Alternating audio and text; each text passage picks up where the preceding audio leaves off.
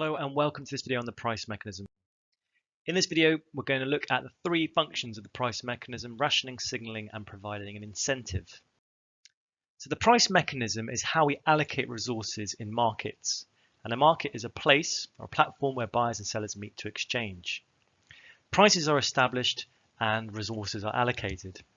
Markets require consumers, buyers, producers, sellers, and goods and services to trade. So the functions of the price mechanism is the means by which decisions of consumers and businesses interact to determine the allocation of scarce resources between different goods and services.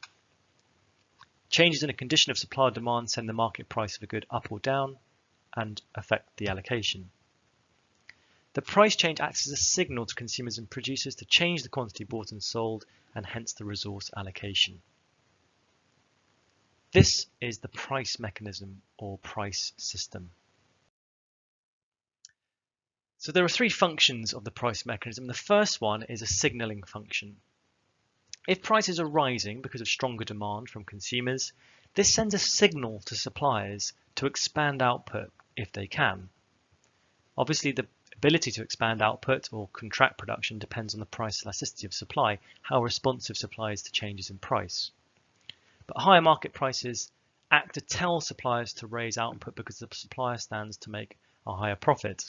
So without any government intervention, higher prices are sending a signal to the economy, to producers within the economy, that this is what we want more of. So for example, when world coffee market prices start to rise, this is sending a signal to farmers that tells them, right, we should be switching our crops towards coffee beans, because this is what people want from our economic system. Likewise, when prices are falling, this is sending a signal to coffee farmers that we want less coffee. Perhaps we want more of something else instead. So prices can be used as signals to indicate how much to produce.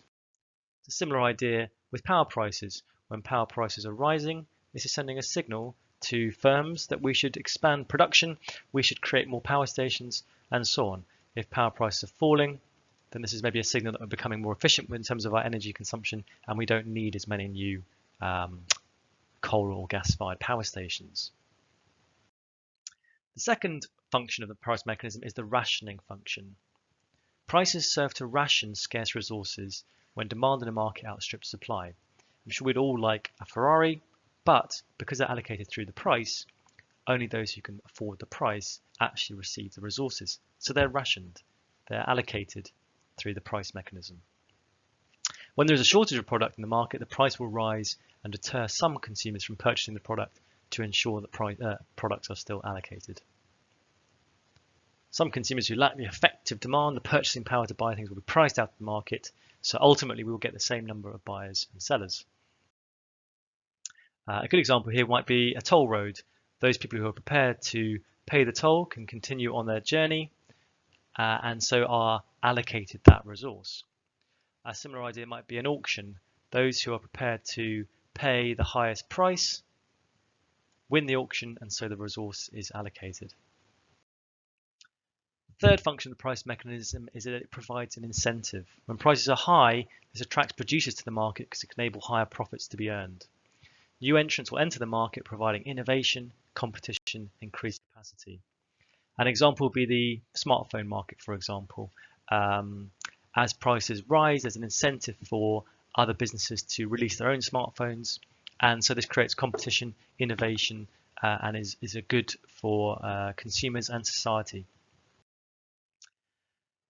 The price mechanism was really first described and promoted by the economist Adam Smith, and he talked about this invisible hand as a metaphor to illustrate how the wealthy, by following their own individual self-interest, unwittingly stimulate the economy and assist the poor.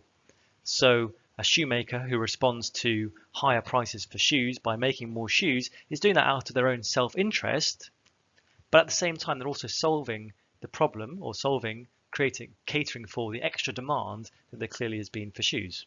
So everybody wins. So in this video we've looked at the three functions of the price mechanism: rationing, signaling, and providing incentives. That's it. Thanks for listening.